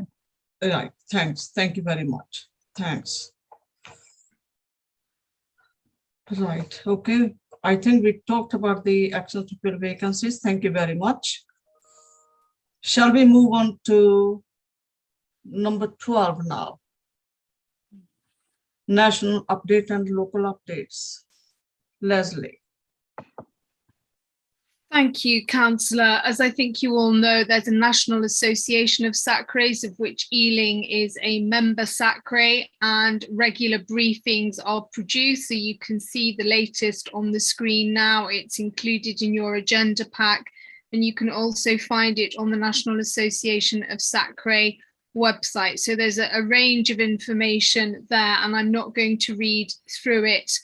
I think it's for you to pursue, if you wish, at your leisure. Some key points, though, that do emerge from the work of NSACRE. First of all, there was the annual conference held in May. Ambitious Sacres was the theme. There were three key speakers. One was the Vice Chair of the RE Council of England and Wales, talking about the current state of the subject across the country. The second was someone who had carried out an analysis of Sacre annual reports from around the country. So I don't know if Ealing's was included in that survey, but what it's designed to do is to point to what Sacres are doing well, and Sacres can learn from one another and the kinds of initiatives that they are undertaking. And also from the point of view of the National Association, that survey alerts it to what might be of concern to Sacres around the country, so it can tailor its support accordingly. Some of that support I'll talk about in a moment. The third speaker was Richard Quay, the subject lead for RE at Ofsted. He talked about the importance of RE preparing pupils for the complexity that exists in religious identities across communities, locally, nationally, globally. And not only is there a huge diversity of religions and beliefs in those different situations, within religions and beliefs, there's also huge complexity. And our subject should be preparing children and young people to make their way in those kinds of settings. He also talked about the importance in RE of breadth versus depth. He said a strong RE curriculum is not necessarily one that's packed with huge amounts of content at the expense of giving pupils a chance to investigate more deeply, reflect more fully on the material that they're studying. So for authorities like Ealing, that's a really important question because of the nature of the communities in Ealing. So there is that tremendous diversity. So we, I think, want to include that, and our syllabus reflects that. But it's about managing that breadth without compromising depth. So those were the three keynote speeches. NSACRE is running a training program online, and that is going to continue post-COVID because it's been very successful. So I think this SACRE, as a paid up member, can send people to as many of these sessions as they wish. So you're currently looking at the training plan for this academic year, but there is a draft which will be out shortly of the training plan for the forthcoming academic year. As I've said, one aspect of that will be for people who are new to Sacres or who feel they still don't understand what Sacres are for. I've run, as I said, some training on determinations using Ealing's materials, and I've also run some training on membership of Sacres. how that process works, and what some of the possible nominating bodies that local authorities might identify to find members could be. And some of those are national and some are local. So it's not an exact science, shall we say. So all of that is happening.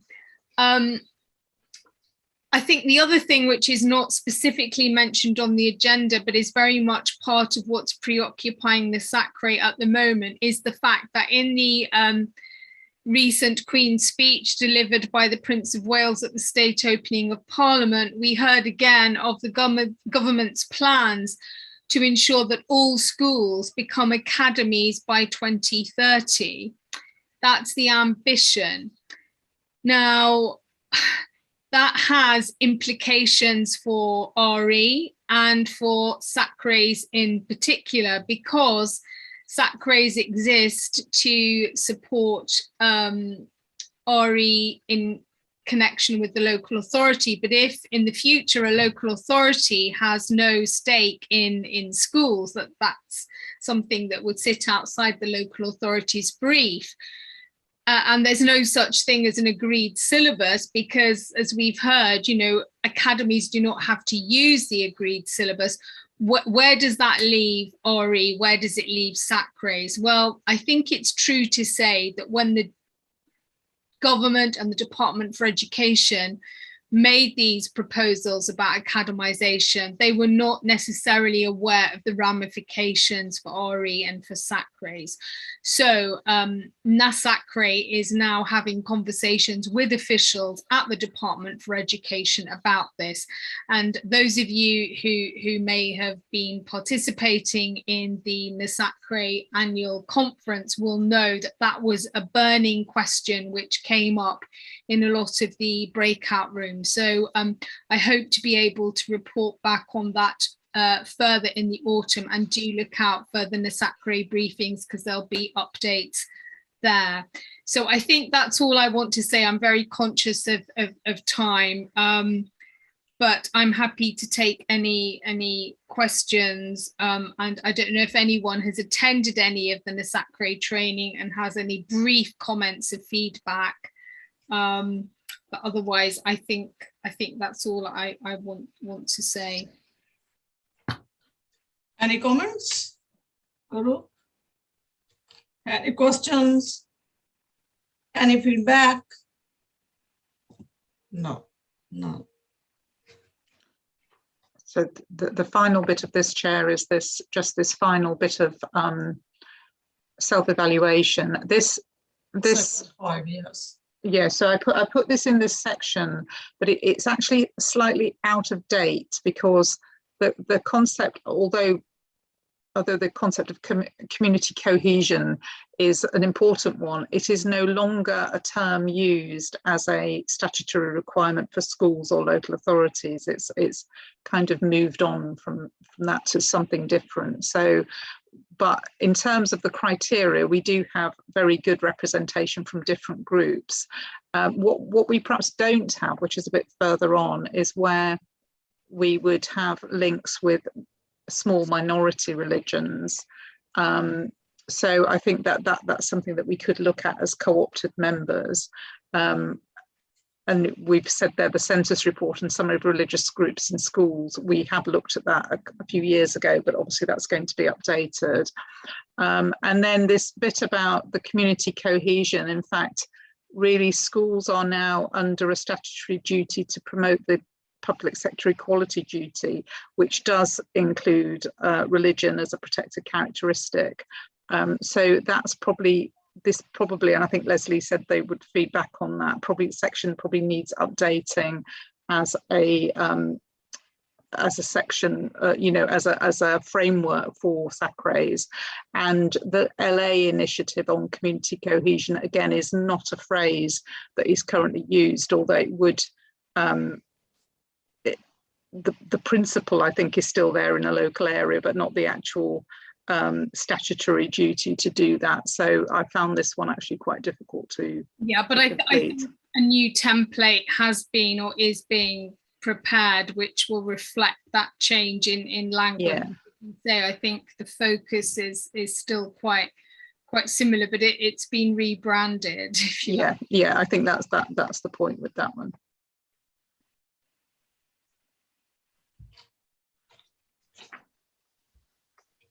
Thank you.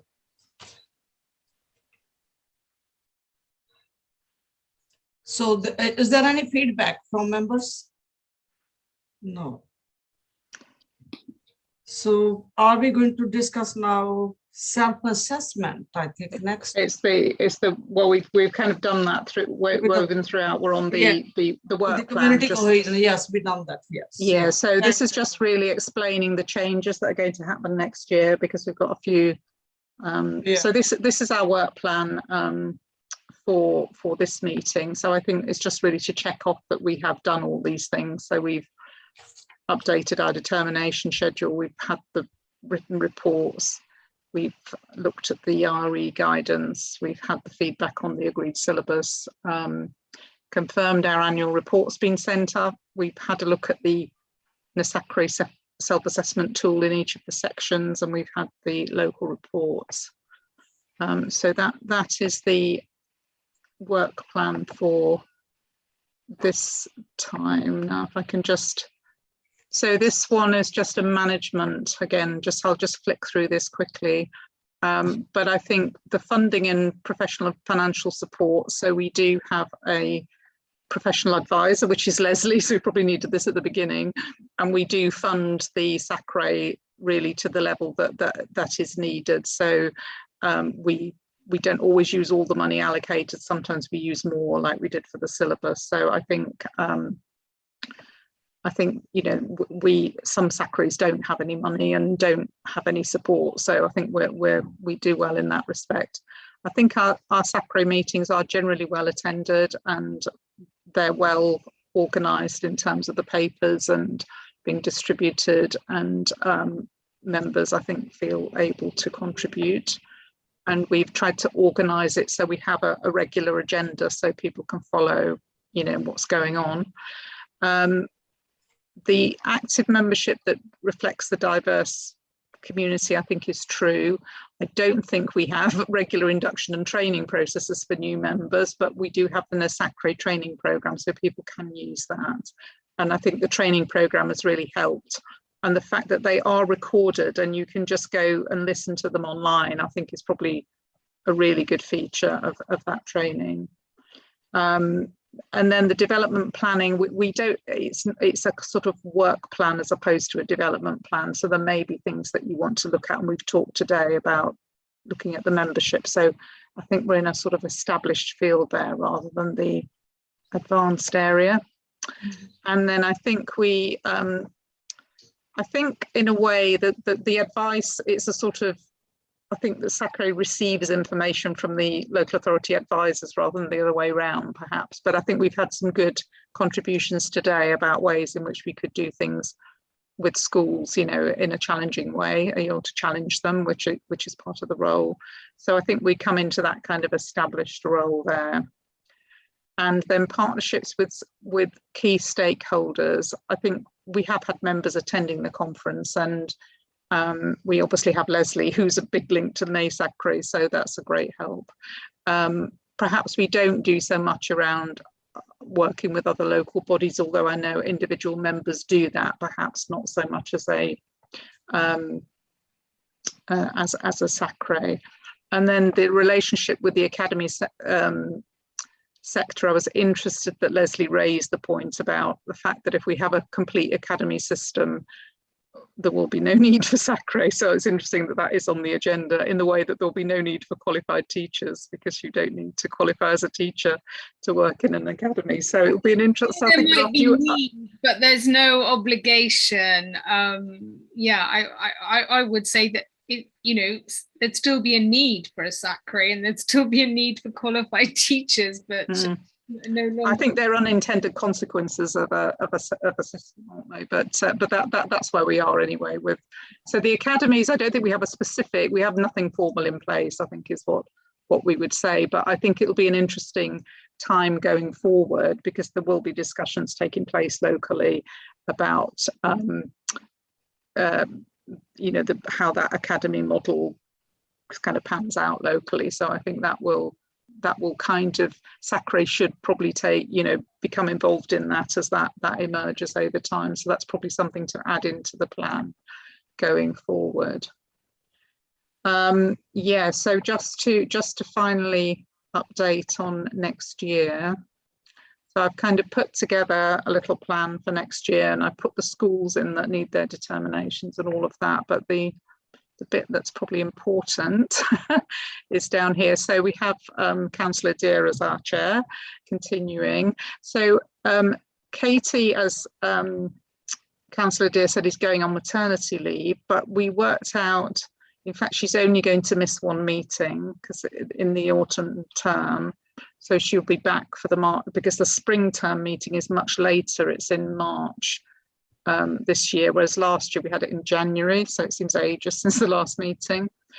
Sacre Professional Advisor is Leslie, continuing, and Leslie's going to be doing a bit more time with Ealing to compensate for the fact that I'm not going to be here. And we mentioned Michelle at the beginning of the meeting. So Michelle is a business support officer who works in our governance team, and she is going to be, and she's a wizard on documentation and things, so she's going to make sure all documents are available. So probably at some point we need to link up with Leslie and probably Councillor Dear to all meet up to discuss that. And Mirella is going to continue in her role as advising and working with the primary school. So that's just a little update on kind of staffing going forward. That's great. Thank you very much. Any questions about the work plan, members? Any clarifications, any concerns, comments? No. Right. It means we have agreed and noted the progress of this report. So that is the end of our agenda. The next is the date of the next meeting. I think the next meeting is taking place on Thursday, the 3rd of November, 2022.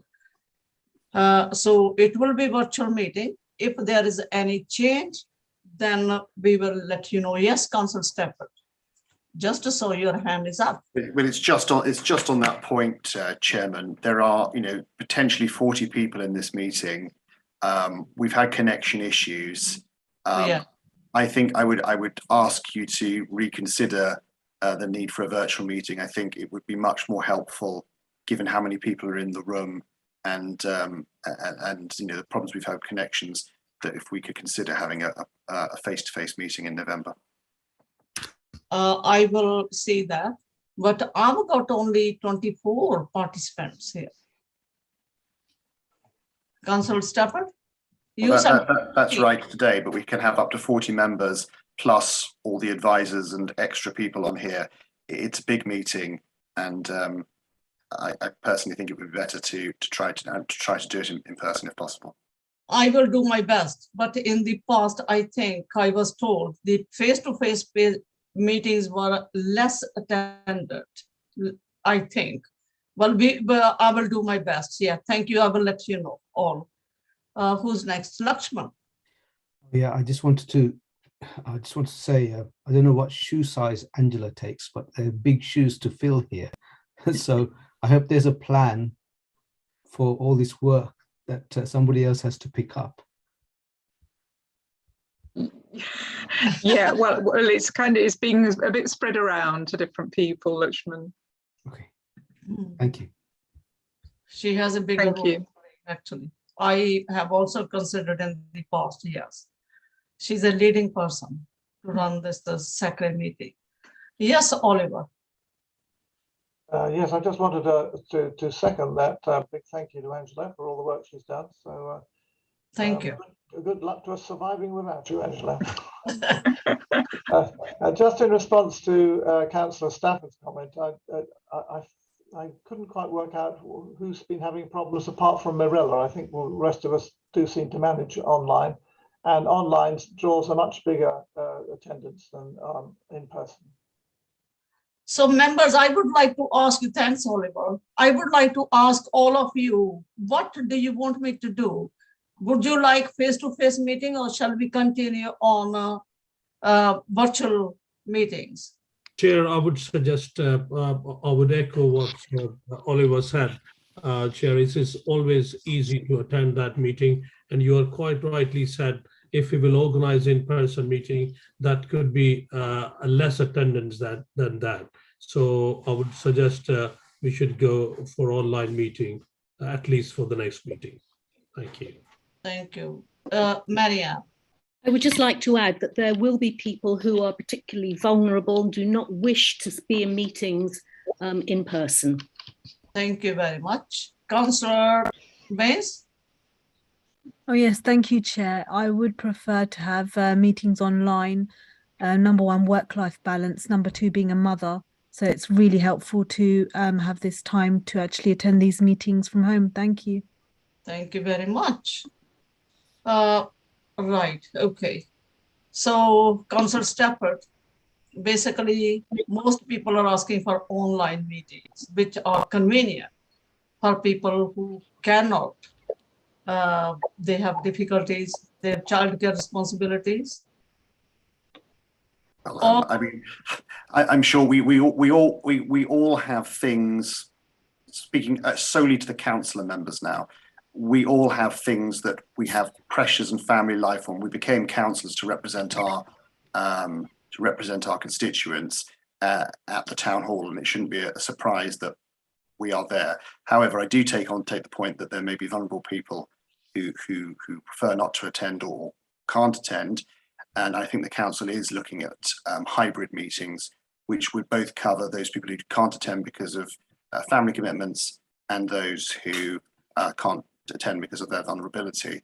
I think whilst there are quite a lot of people in this meeting, myself included, there has been relatively few people who've actually contributed to the meeting, and I definitely think that the ability to hide behind a screen without your camera on, and perhaps the overwhelming numbers in a meeting and the difficulty makes it more difficult for people to be actually to contribute.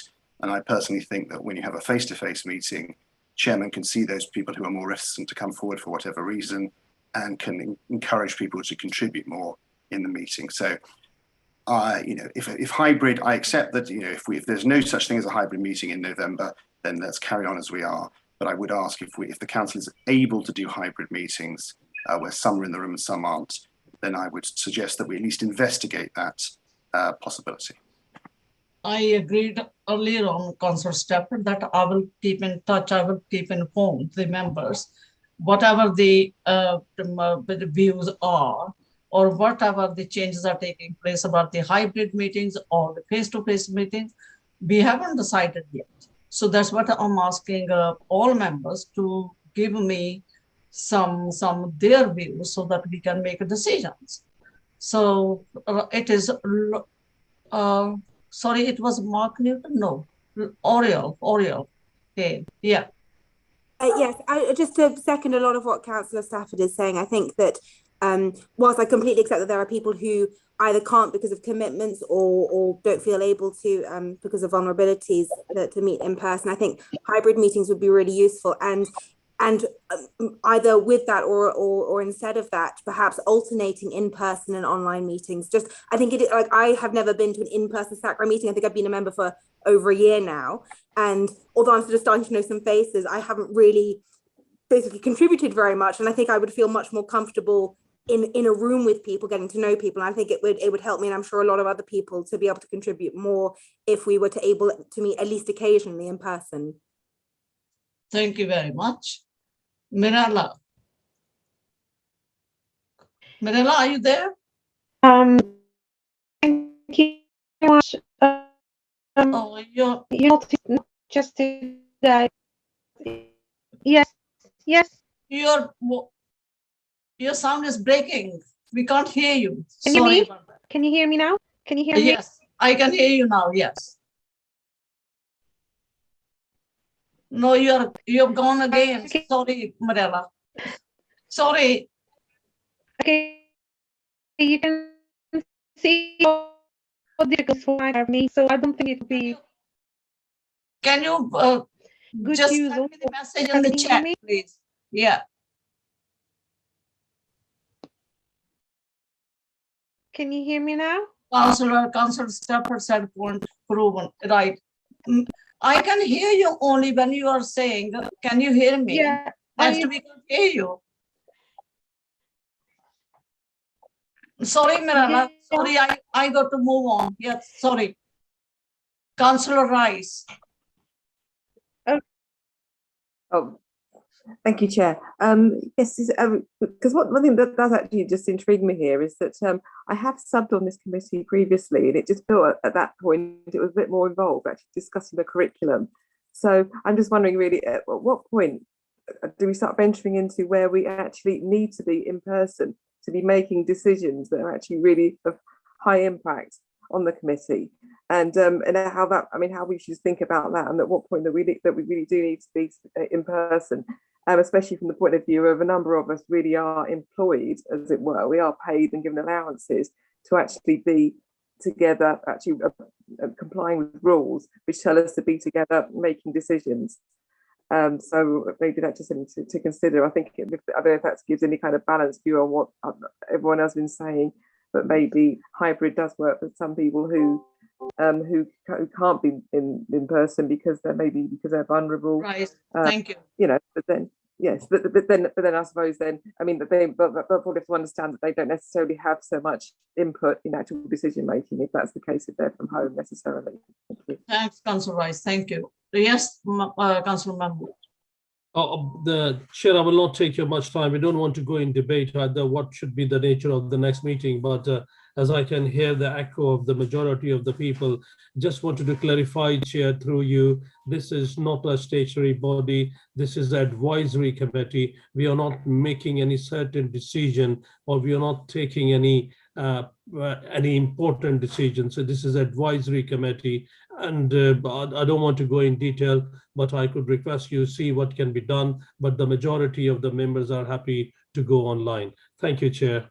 Thank you very much. I gathered the consensus. Yes. As Councillor Stafford raised the question, it was my duty to ask all members about their views. Yeah. Thank you very much, Councillor Stafford. Thank you very much, your views as well. I think Oliver recommended if we can have a vote on this issue. Stafford, Councillor Stafford, do you want me to take a vote on this issue? Not particularly, Chairman, because first of all, half the members aren't here, but all I ask through you, Chair, is to investigate the possibility. I will indeed. I will. Yeah, I will. The other thing I couldn't understand, the Councillor Stafford, you said half of the members are not there. Which members you are talking about? Well, I think I have to go back to the list, but there are about 24 participants, now 22 left. That's what I can see. Well, okay, not maybe slight hyperbole when I say half the members, but there are members who are on that list that was circulated as members of this committee who are not here. So that's all I'm saying. I apologise to members for dragging this out far longer than I expected. All I was asking is the potential we consider going on. So I apologise to members for that. That's okay. I can only speak as I've got evidence of participants. I don't know who's attending, who's not attending. I can't accuse anyone whether they're attending or not. But I've got participants earlier on, it was 24, now participants 22. Thank you very much, Councillor Stafford, for your input. So, members, we agreed to have meetings on our virtual meetings continue. Yeah. Yes, agreed, Chair. Agreed. If there is a change, if we change or if we agreed to have face-to-face meetings, I will let you know. Thank you, Chair. I will inform all members of this committee. Thank you very much. The next meeting is on 3rd of November. Thank you very much. Thank you, Chair. Good night. You chair very well. Thank you very much, Chair. Thank you. Thank you. Very sensible. Good luck, Angela. Thank you. Thank you.